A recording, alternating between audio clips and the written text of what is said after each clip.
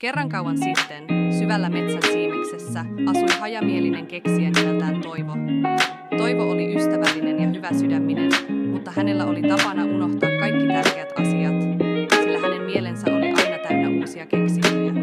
Eräänä päivänä, kun aurinko kultasi metsän lehtipuut, Toivo oli lopoutunut kokemaan uutta laitetta, joka kuuluu tehdä taikajuomaan. Hän sekoitti erilaisia värikkäitä nesteitä puussa ja puhalsi sen ilmaan.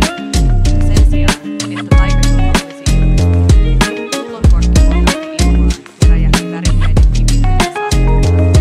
Toivo nauroi makeasti ja pudotti pullon kädestään, unohtaen sen siihen paikkaan. Hän jatkoi matkaansa syvemmälle metsään, ajatustensa karkaillessa puolen laidalla. Hänellä ei ollut aavistustakaan siitä, että hänen unohtumansa metsään ja aiheuttaisi myöhemmin suurta seikkailuja.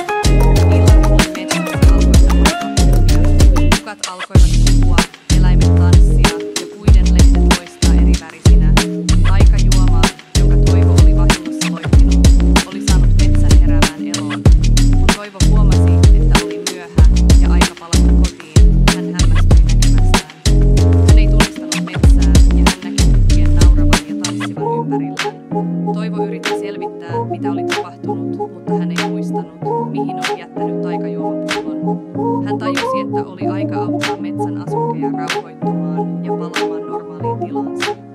Hän aloitti seikkailunsa metsässä, auttaen kukkia tanssimaan sulavasti ja eläimiä sovittamaan musiikin yhteen.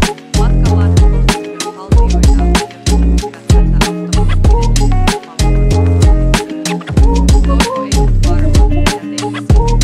Hän oli hyväsydäminen ja halusi auttaa.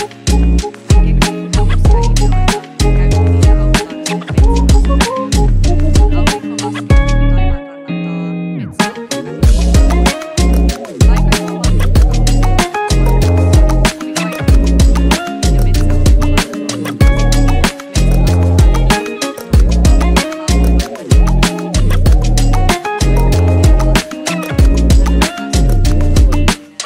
hän oli oppinut, että vaikka hänen päässään saattaisi olla paljon ajatuksia ja unohtumisia, hänellä oli aina hyvä sydän ja halu auttaa muita.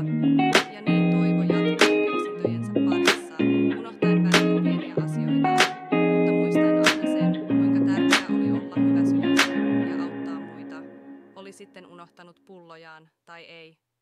Ja metsä, se oli entistä kauniimpi ja onnellisempi paikka Toivon